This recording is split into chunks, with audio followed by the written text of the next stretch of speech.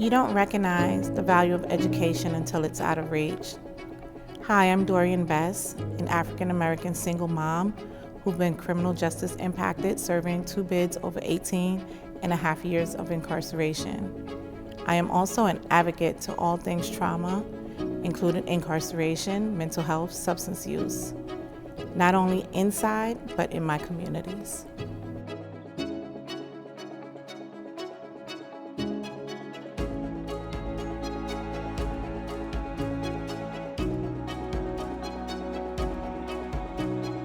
The saying, it takes a village to raise a child, well, it takes education as well to raise our generations so that they understand what the true values in life are. Education opens up a whole different mindset, a whole new world, a whole new vocabulary. You start to think and believe that you can do more with your life.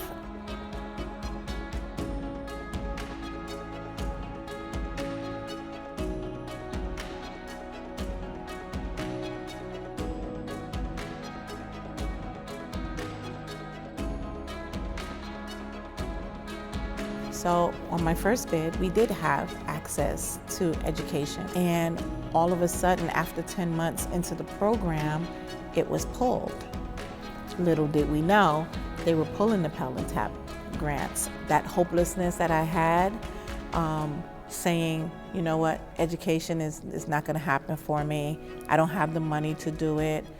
That hunger, coming home and walking into a job with a bachelor's, even the time that I served, a master's degree, would put me at a higher pay grade right now.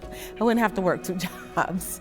African American women are at the bottom of the employment totem pole. Now we're seeing a huge success rate of women completing college, getting doctorate degrees. Young women who say, I'm not gonna be that statistic anymore. I'm going to do whatever it takes for me to be successful. And usually it's through education. And a lot of women inside have that hunger. But when it's not available to you, it's like you feed that hunger with something else.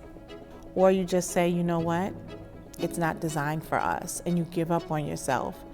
And being incarcerated and uneducated really promotes not an autonomy to move forward, but it takes you back some years, because when you come out, you're really behind the ball, because now you've sat all that time with your mind doing absolutely nothing, and you come home and you feel hopeless.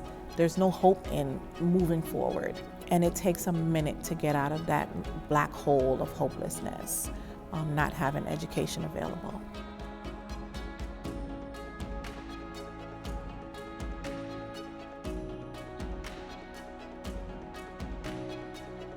It's important that we keep ourselves educated so that we can keep the next generation growing and growing and growing. Because it's just not about incarceration. It's about rebuilding communities over and over and over and over and over again. That's how you move forward. That's how you build communities.